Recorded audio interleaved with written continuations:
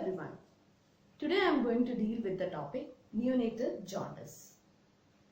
So neonatal jaundice is a very common condition seen in newborns. Neonatal jaundice, if left untreated, can lead into various serious problems and also can be fatal. So let us go into this topic in detail. Before going into the definition, let me tell you one thing.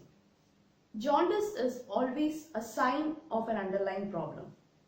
It is not a disease by itself. So this is a very important point. Always remember this. So let us go into the definition. So this is the definition of neonatal jaundice. Neonatal jaundice is the yellowish discoloration of the skin and sclera in newborns as a result of accumulation of unconjugated bilirubin. So whenever we hear the word jaundice, what comes into our mind? It is nothing but the yellowish discoloration, isn't it? So here the definition goes like this. Neonatal jaundice is the yellowish discoloration of what? Of the skin and sclera. Sclera means it is the, we all know, white part of the eyes in newborns as a result of accumulation of unconjugated bilirubin. Because of the accumulation of unconjugated bilirubin in the blood, this yellowish discoloration occurs. So what is this unconjugated bilirubin? Unconjugated means it is water insoluble. It is not soluble in water. And the bilirubin is it is a pigment, and it is produced when the RBC, that is the red blood cell, is broken down.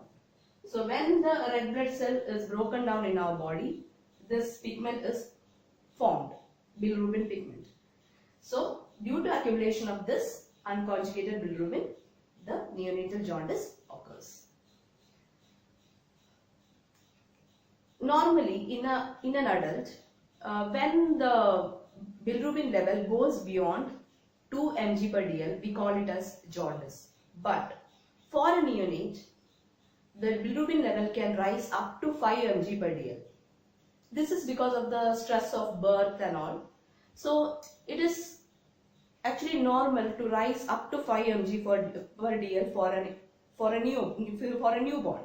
But when the bilirubin level goes beyond 5 mg per dl for a newborn, it is considered as neonatal jaundice. So in short, we can say that in a newborn, when the bilirubin level goes beyond 5 mg per dl, we call it as neonatal jaundice.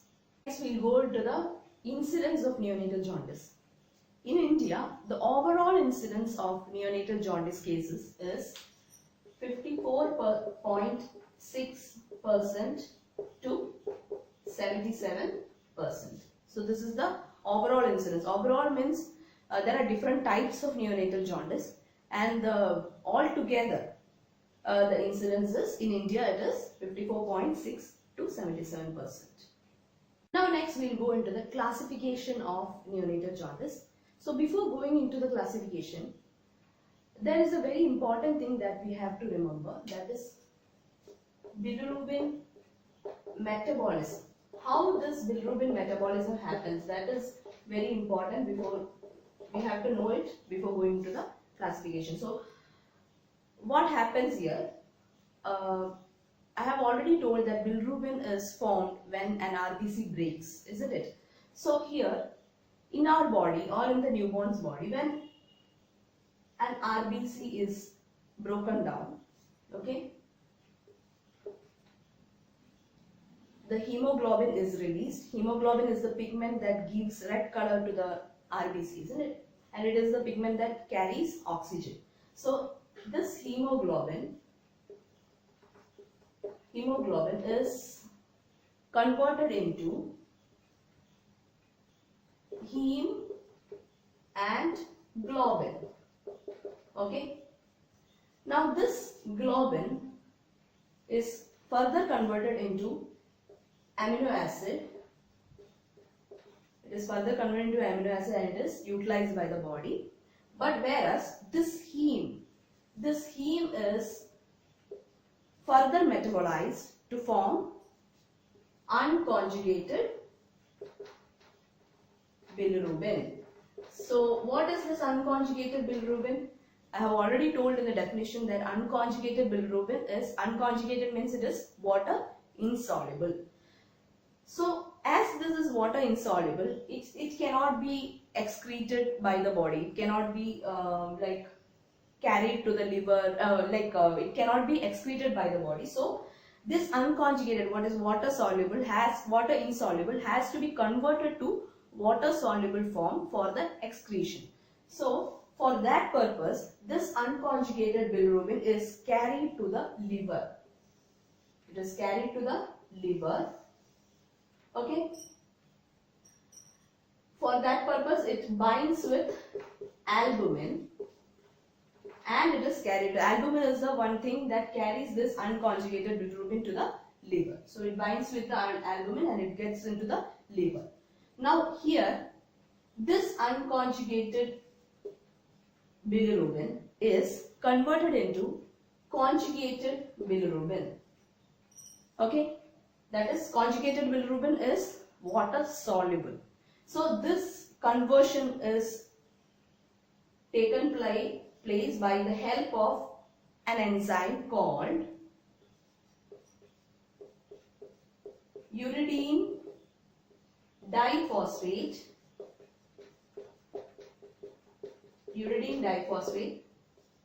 glucuronyl transferase. Okay, so this is the enzyme that converts unconjugated bilirubin into conjugated form. So it is also called as UDGT. Okay, this enzyme is also called as UDGT. So this happens. So now it is easy for the body to excrete this bilirubin, isn't it? Now it has become water soluble. Now what happens? From the liver it goes into the gallbladder, and from the gallbladder it flows into the duodenum, which is a part of our intestine. So it flows into the duodenum. From gallbladder it goes into the duodenum, and from there, now it has already reached the GI tract. Now from there it is excreted through stool. Okay. Now this majority part of this bilirubin is excreted, but a 10 to 20% of this conjugated bilirubin is again converted back into unconjugated form. Okay, now again it is converted back into unconjugated form by an enzyme called beta glucuronidase. Okay, this enzyme again converts this. Only a 10 to 20%. The rest of the portion is excreted through stool, but a 10 to 20% is again converted back into this unconjugated form by an enzyme called beta glucuronidase, and this again the whole cycle repeats. Like, see, the unconjugated bilirubin, again it binds with the albumin and goes into the liver. The whole cycle repeats, and also a little part is taken to the kidneys and it is excreted through urine. Okay, now the whole thing repeats, I have told you. So this repetition or the cycle repeats, it is called as enterohepatic circulation. Okay, so this is called as enterohepatic circulation. Okay, that is about the bilirubin metabolism. So majority part of the bilirubin, the conjugated bilirubin, is excreted by the body through stool, but whereas a 10 to 20% is converted back into unconjugated form by this enzyme, and little part goes into the kidneys for the excretion through the urine, and then this unconjugated bilirubin again goes into the liver, and again the whole cycle takes place, and that is called as enterohepatic circulation. So this is all about bilirubin metabolism, but now we will go into the main classification of neonatal jaundice. Now these are the two types of neonatal jaundice. That is, first one is physiological jaundice and second one is pathological jaundice. So first we will go into the physiological jaundice. Whenever we hear the word physiology, what comes into our mind?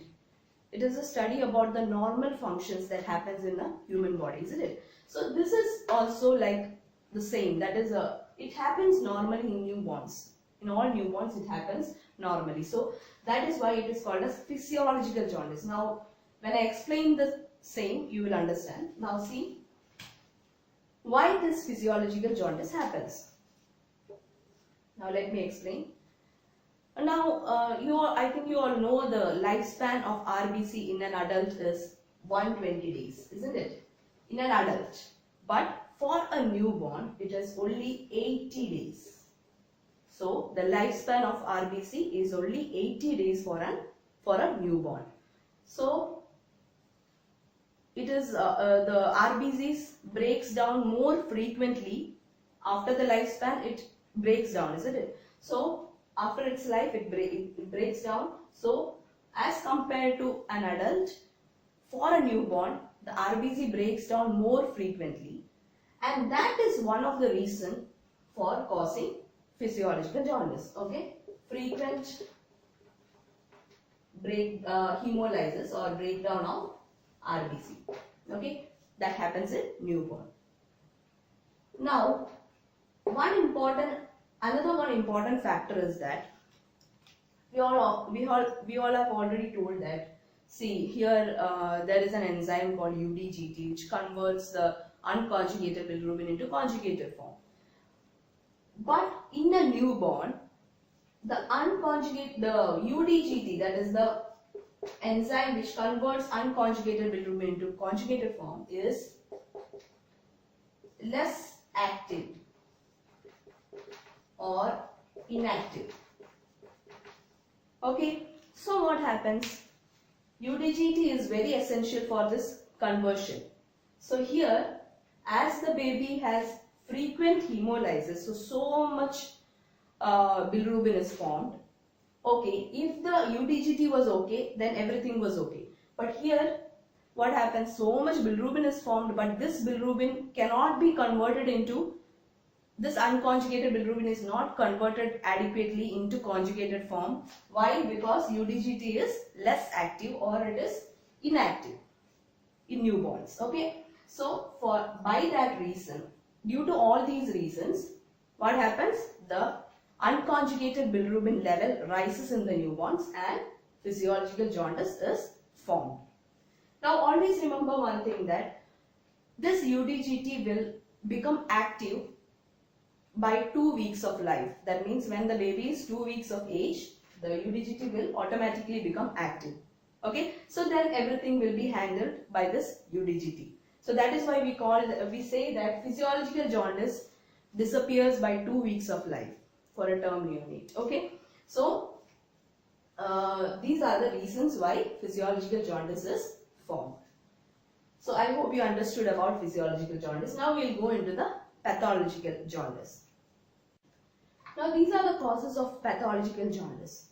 So whenever we hear the word pathology is the study of diseases, isn't it? So now here, pathological jaundice, why it is called pathological jaundice?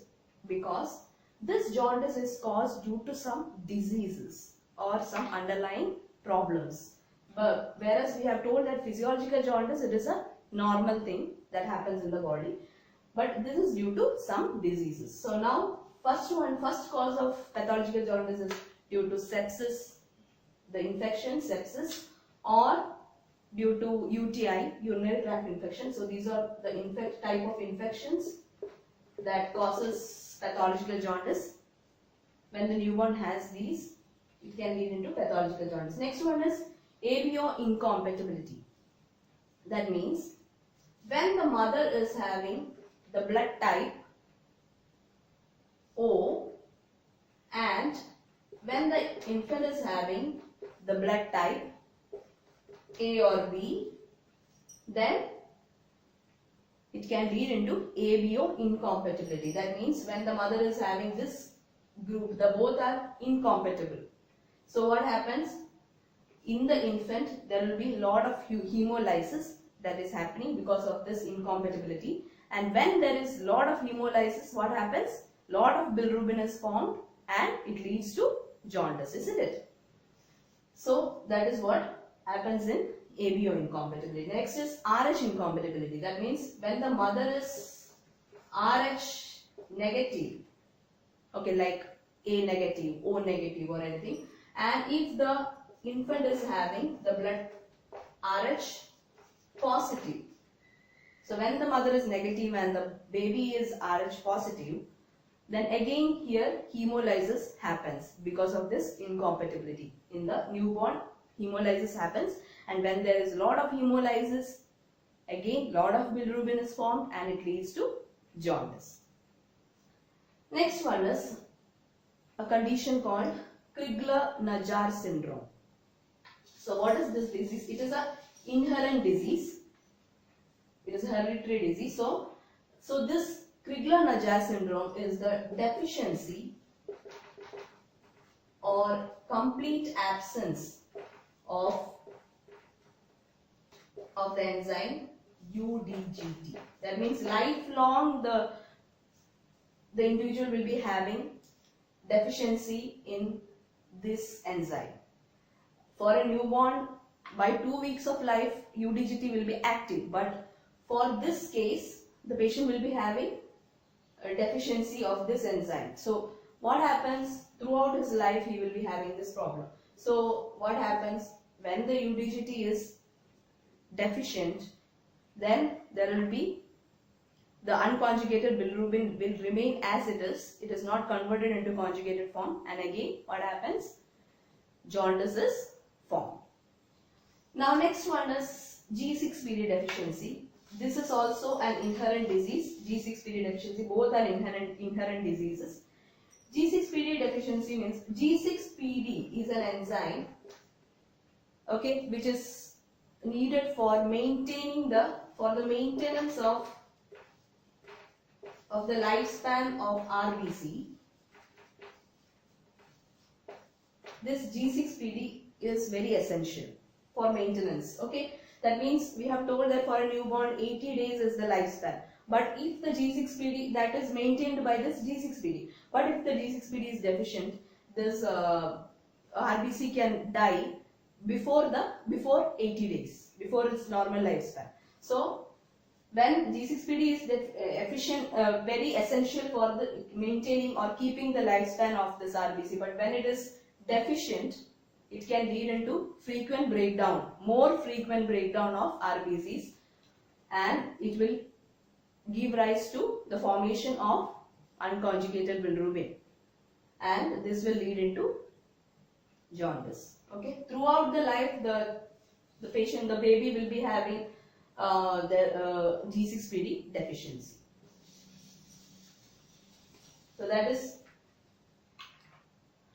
these conditions. These both are inherent diseases. Now next one is bile duct atresia. What is atresia? Means it is the narrowing of the duct. Okay, so when the bile duct, that means from the liver, the gallbladder, from the gallbladder lies the bile duct. When there is atresia, that means narrowing of this bile duct, what happens? The bile is not there will be no proper flowing of bile from the gallbladder into the duodenum. There should be a proper flow of bile from the emptying of the bile should be proper for the elimination of this conjugated bilirubin, isn't it? So bile it will accumulate here and it will not flow properly into the duodenum, and this will again lead into the this pathological jaundice. Now next one is polycythemia.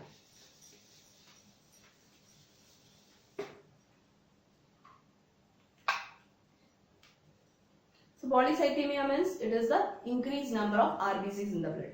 So some newborns will be having this polycythemia, that means increased number of RBCs. This is mainly because when the mother is having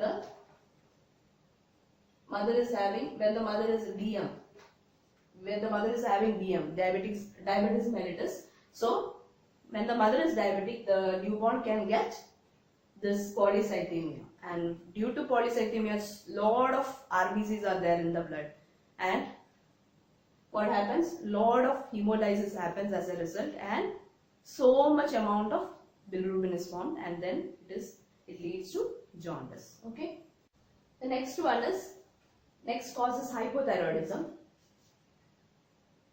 The hypothyroidism in a newborn also causes pathological jaundice. How? The thyroxine, the hormone thyroxine, thyroid hormone thyroxine, increases the activity of, normally it increases the activity of UDGT. But here it is deficient, isn't it? The thyroxine is deficient. So when the thyroxine is deficient, decrease the thyroxine leads to, it decreases the activity of UDGT. So what happens? When the UDGT is inactive, this unconjugated bilirubin will remain as it is, and again jaundice is formed. So that is the reason. So these are the causes of pathological jaundice. Now again there are two types of pathological the jaundice that comes under pathological jaundice. Those are breastfeeding jaundice and breast milk jaundice. So the other types of pathological jaundice are breastfeeding jaundice and breast milk jaundice. So first we will go into the breastfeeding jaundice. Okay. So always remember that there is some, like breastfeeding jaundice and breast milk jaundice, anyone get confused with both these terms. But here always remember that there is some problem with the feeding. That is why breastfeeding jaundice happens. Okay. So what happens here? This happens in the first week of life of the newborn. Okay, the mother will be sometimes, especially in case of primaries, the mother will be like, she may be not familiar with breastfeeding techniques and all, and because of that, the baby will not be getting adequate amount of breast milk. So like for example, due to poor milk supply, sometimes the mother will be having poor milk supply in the first week of life of the newborn, or after the delivery first week, the mother will not be having adequate amount of milk supply. So poor milk supply or wrong positioning. The mother will not be sometimes familiar to hold the baby. So because of that, there will be sometimes wrong positioning, or due to some problems like cracked nipples or painful nipples. Okay, these all can lead into poor feeding. Okay, so the baby will not be getting adequate milk. So what happens when the baby is not getting adequate milk? Dehydration can occur in the newborn. So this dehydration, when there is dehydration, there will be inadequate stooling, isn't it? Okay, inadequate stooling, and the bilirubin, the conjugated bilirubin is cleared through stool. But when there is inadequate stooling, what happens? There will be poor clearance of bilirubin, and this leads to pathological jaundice. So that is what about breastfeeding jaundice. Now we will go into the breast milk jaundice. So never get confused with both these. First one was some problem with the breastfeeding, isn't it? Now next one is breast milk jaundice. So here this happens, breast milk jaundice happens by 2 to 4 weeks of life in the newborn. So now the mother is, by 2 weeks or 3 weeks, the mother is familiar with all these. by familiar with breastfeeding. She will be knowing the technique of breastfeeding and all. But the problem is, here the problem is the breast milk itself. For some women, here what happens is, some women is having an enzyme called glucuronidase, beta glucuronidase in the breast milk itself.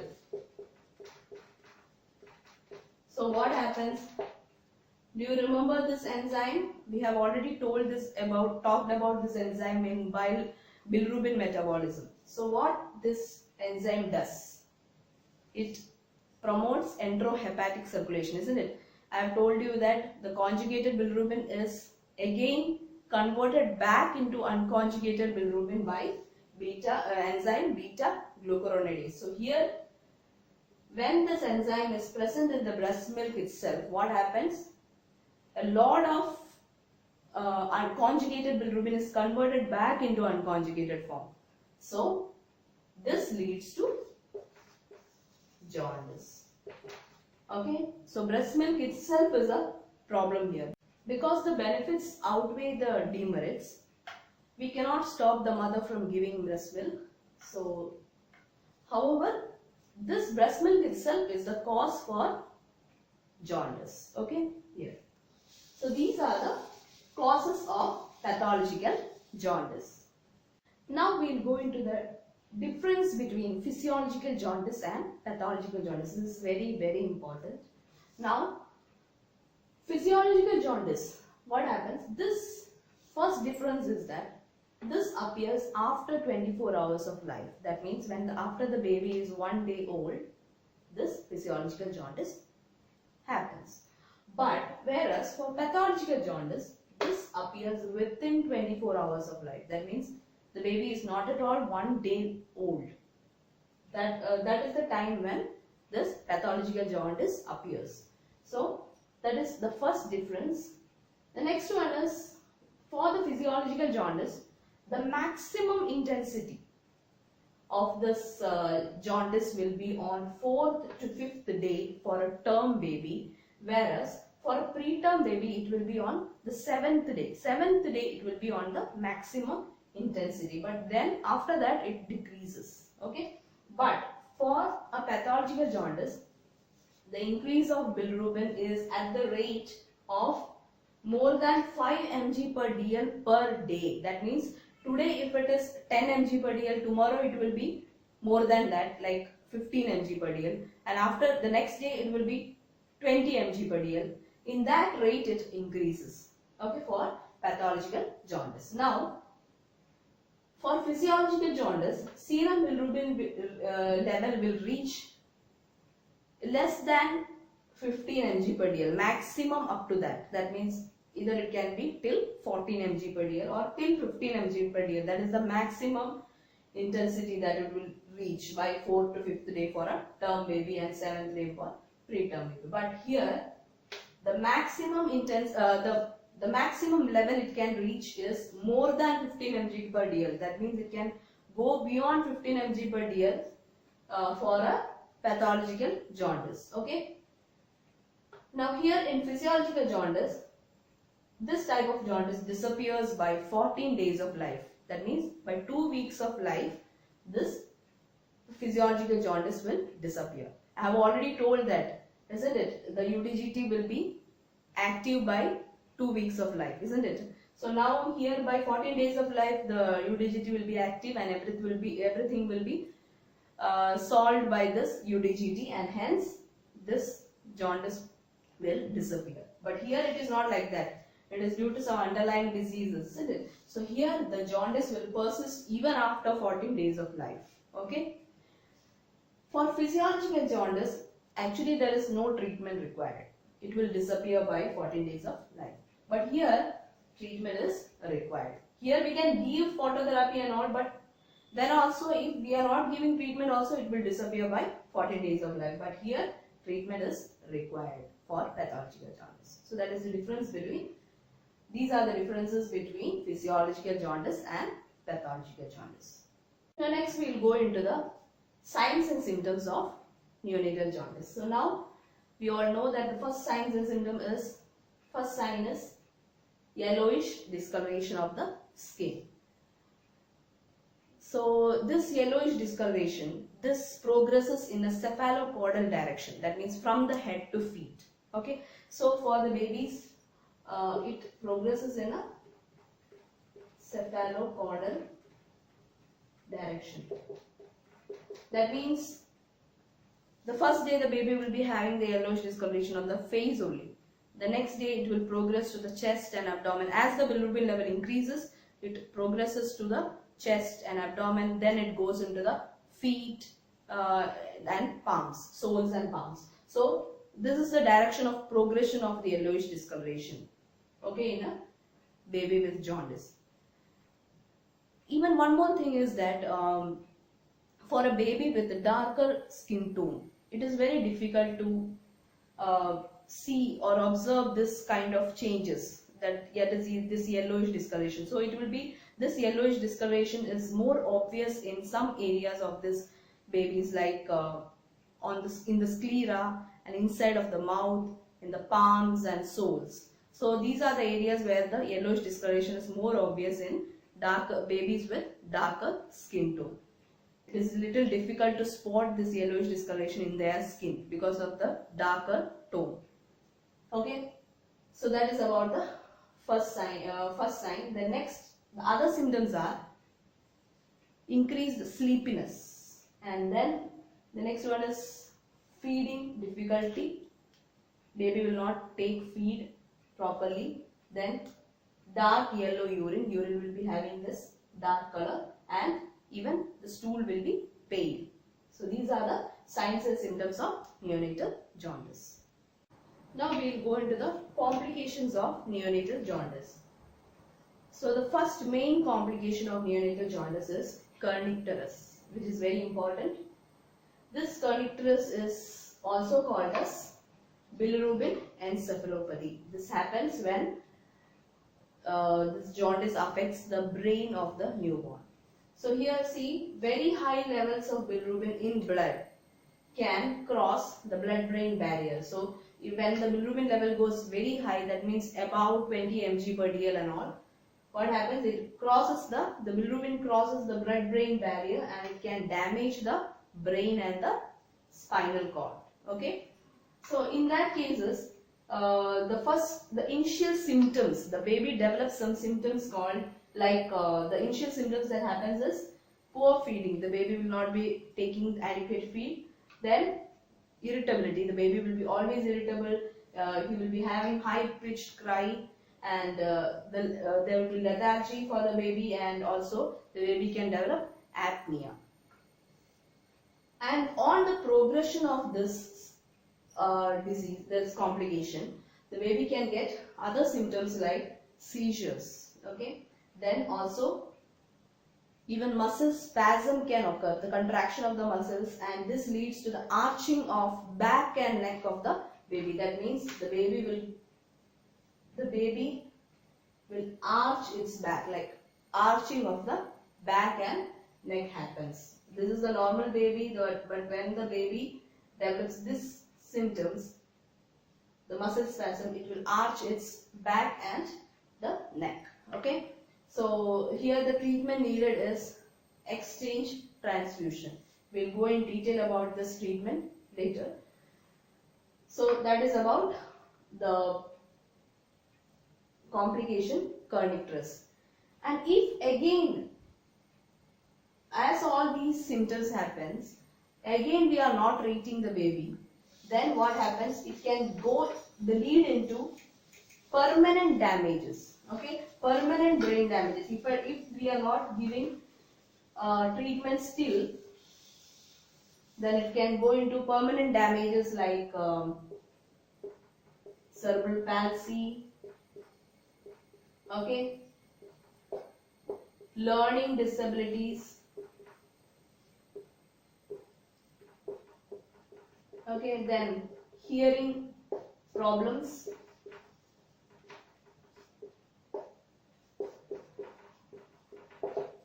then problem with the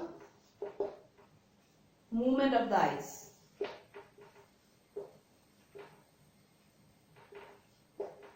So these, if we are, once these the symptoms that I have told you before, that is the symptoms of kernicterus appears, then also if we are not giving the proper treatment, it can lead into permanent damages like cerebral palsy, learning disability, hearing problems, and problems with the movement of the eyes. Okay, so that is about the complication of neonatal jaundice. Rest of the portion of this chapter, that is the neonatal jaundice, we will take in the next video, that is the part 2 of neonatal jaundice. If you like my video, please subscribe to my channel and please press the bell button to get the notification of new uploaded videos. Thank you for watching. See you in the next video.